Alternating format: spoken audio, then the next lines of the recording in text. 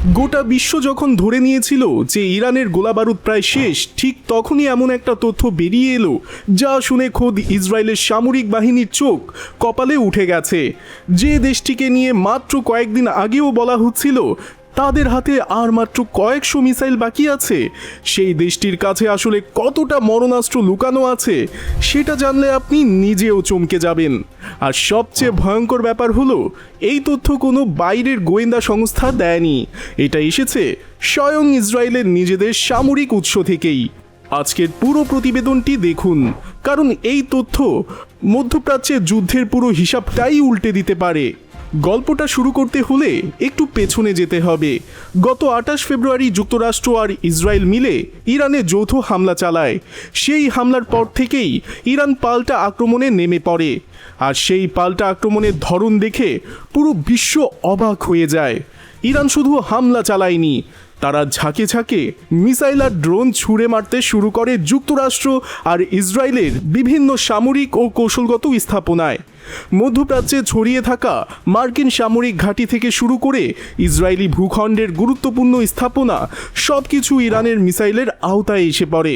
আর এই হামলার তীব্রতা এতটাই বেশি ছিল যে যুক্তরাষ্ট্র আর ইসরায়েল দুই দেশই কার্যত দিশেহারা হয়ে পড়ে। এখন এখানে একটা মজার ব্যাপার ঘটেছে। যুদ্ধ শুরুর আগে ইসরায়েলের প্রতিরক্ষা বাহিনী অর্থাৎ আইডিএফ একটা হিসাব দিয়েছিল যে ইরানের কাছে মোট প্রায় 2500 মিসাইল রয়েছে। তখন তাদের ধারণা ছিল যে এই 2500 মিসাইল দিয়ে ইরান বেশি দিন যুদ্ধ চালাতে পারবে না, কারণ আধুনিক যুদ্ধে মিসাইল খরচ হয় প্রচণ্ড দ্রুত গতিতে। যুক্তরাষ্ট্র আর ইসরায়েলের হিসাব ছিল সোজা, ইরান যদি প্রতিদিন বড় আকারের মিসাইল হামলা চালায় তাহলে কয়েক সপ্তাহের মধ্যেই তাদের মজুদ ফুরিয়ে যাবে, আর মজুদ ফুরিয়ে গেলে ইরান আর যুদ্ধ চালাতে পারে না। তখন তারা আলোচনার টেবিলে আসতে বাধ্য হবে। এটাই ছিল ইসরায়েল আর যুক্তরাষ্ট্রের মূল কৌশল। কিন্তু বাস্তবে যা ঘটল সেটা এই হিসাবকে পুরোপুরি উল্টে দিল। কয়েকদিন আগেই আইডিএফ যখন দাবি করলো যে ইরানের কাছে আর মাত্র কয়েকশো মিসাইল বাকি আছে, তখন সবাই ভাবল যুদ্ধ প্রায় শেষের দিকে, ইরানের গোলাবারুদ ফুরিয়ে আসছে, আর কিছুদিন পর তারা থামতে বাধ্য হবে। কিন্তু ঠিক তার পরপরই ইরান এমনভাবে মিসাইল বর্ষণ শুরু করলো যে আইডিএফের সেই দাবি একেবারে হাস্যকর হয়ে গেল। মুহূর্তেই মিসাইল এসে আছড়ে পড়তে লাগলো ইসরায়েলি ভূখণ্ডে। এমন তীব্রতায় হামলা চালাতে লাগলো যে ইসরায়েলের প্রতিরক্ষা ব্যবস্থা কার্যত হিমশিম খেয়ে গেল। আর তখনই বোঝা গেল ইরানের মিসাইল ভান্ডার নিয়ে আইডিএফের আগের সব হিসাব ছিল সম্পূর্ণ ভুল। আর এই ভুলটা কতটা বড় ছিল সেটা স্পষ্ট হলো ইসরায়েলের নিজেদের গণমাধ্যম থেকে। ইসরায়েলের অন্যতম প্রধান গণমাধ্যম চ্যানেল 12 একটি প্রতিবেদন প্রকাশ করে, যেখানে ইসরায়েলি বিমান বাহিনীর একজন কর্নেল সরাসরি স্বীকার করেন যে ইরানের কাছে এখনও 1000-এরও বেশি ব্যালিস্টিক মিসাইল মজুদ রয়েছে। এই তথ্যটা একটু ভালো করে বুঝুন। মাত্র কয়েকদিন আগে আইডিএফ বলেছিল ইরানের কাছে কয়েকশো মিসাইল বাকি আছে, আর এখন তাদের নিজেদেরই একজন কর্নেল বলছেন 1000-এর বেশি ব্যালিস্টিক মিসাইল আছে। এই দুটো তথ্যের মধ্যে যে বিশাল ফারাক, সেটাই বলে দিচ্ছে যে ইরানের সামরিক ক্ষমতা নিয়ে ইসরায়েল কতটা অন্ধকারে আছে। ইসরায়েলের আরেকটি নামকরা সংবাদ মাধ্যম দ্য জেরুজালেম পোস্ট তাদের একটি প্রতিবেদনে জানিয়েছে যে আইডিএফ এর কিছু সূত্র সরাসরি স্বীকার করেছে ইরানের বর্তমান অস্ত্রভাণ্ডার সম্পর্কে আসলে নিশ্চিতভাবে কেউই কিছু জানে না। এটা কিন্তু একটা ভয়ঙ্কর স্বীকারোক্তি।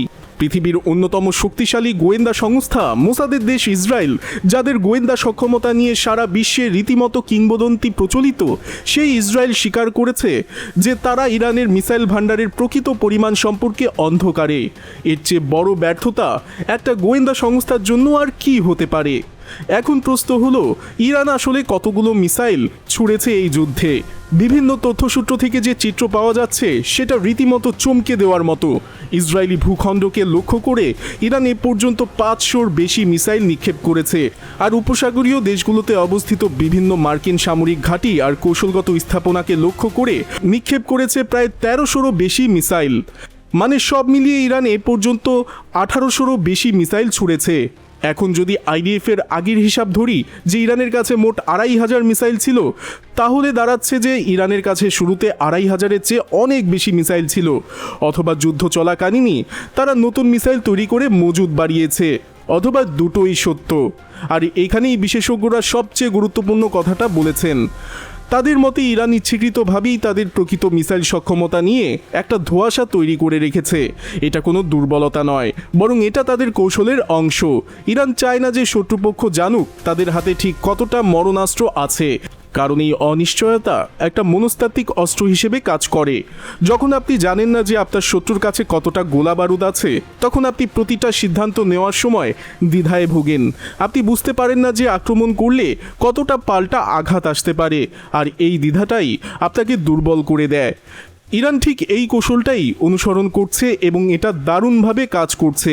বিশেষজ্ঞরা আরও বলছেন যে যুক্তরাষ্ট্র আর ইসরায়েল বিভিন্ন সময় ইরানের মিসাইল সক্ষমতা নিয়ে যেসব তথ্য দিয়েছে সেগুলোর মধ্যে স্পষ্ট অমিল দেখা যায়।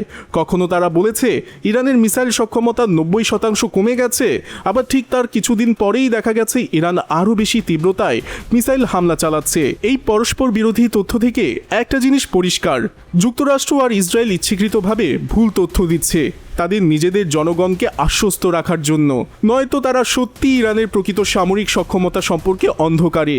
আর দুটোর যেটাই হোক না কেন, সেটা যুক্তরাষ্ট্র আর ইসরায়েলের জন্য সমান বিব্রতকর। ইরানের শীর্ষ নেতৃত্বের বিভিন্ন সময়ের বক্তব্য থেকে আরও একটা গুরুত্বপূর্ণ ইঙ্গিত পাওয়া যায়। ইরানের উচ্চপদস্থ সামরিক ও রাজনৈতিক নেতারা বিভিন্ন সময়ে বলেছেন যে তারা যুক্তরাষ্ট্র আর ইসরায়েলের বিরুদ্ধে অন্তত আরও 6 মাস যুদ্ধ চালিয়ে যেতে সক্ষম। এই দাবি যদি সত্যি হয়, তাহলে বুঝতে হবে যে ইরানের মিসাইল মজুদ শুধু 1000 বা 2000 নয়, এবং তার চেয়ে অনেক বেশি হতে পারে। কারণ 6 মাস ধরে একটানা মিসাইল হামলা চালাতে হলে যে পরিমাণ গোলাবারুদ দরকার সেটা বিশাল। আর ইরান যদি সেই পরিমাণ মজুদ রাখতে পেরে থাকে, তাহলে সেটা সত্যি এক অসাধারণ সামরিক প্রস্তুতির নমুনা। আর এখানে আরেকটা বিষয় না বললেই নয়, ইরান শুধু মিসাইলের সংখ্যা দিয়ে নয়, বরং তাদের ব্যবহারের কৌশল দিয়েও শত্রুপক্ষকে কাবু করছে। বিশেষজ্ঞদের পর্যবেক্ষণ অনুযায়ী ইরান ধীরে ধীরে কিন্তু অত্যন্ত কার্যকরভাবে মিসাইল হামলা চালাচ্ছে। তারা একসাথে সব মিসাইল ছুড়ে দিচ্ছে না, বরং পরিকল্পিতভাবে বিভিন্ন লক্ষ্যবস্তুতে হামলা চালাচ্ছে। এতে করে শত্রুপক্ষের প্রতিরক্ষা ব্যবস্থা ক্রমাগত চাপে থাকছে। তারা কখনো নিশ্চিত হতে পারছে না যে পরবর্তী হামলা কখন আসবে, কোথায় আসবে আর কতটা তীব্র হবে। এই অনিশ্চয়তা ইসরায়েল আর যুক্তরাষ্ট্রের বুকে কাঁপন ধরাচ্ছে। সবচেয়ে গুরুত্বপূর্ণ যে বিষয়টা সামনে আসছে সেটা হলো ইরানের ভূগর্ভস্থ সামরিক সক্ষমতা। বিশেষজ্ঞরা বলছেন ইরান দীর্ঘ বছর ধরে তাদের মাটির নিচে একটি বিশাল সামরিক অবকাঠামো তৈরি করেছে। ভূগর্ভস্থ সুড়ঙ্গ ব্যবস্থা, মিসাইল উৎক্ষেপণ কেন্দ্র, অস্ত্র মজুত কেন্দ্র, এসব কিছু এমনভাবে তৈরি করা হয়েছে যে উপর দিয়ে বিমান হামলা চালিয়ে সেগুলো ধ্বংস করা প্রায় অসম্ভব।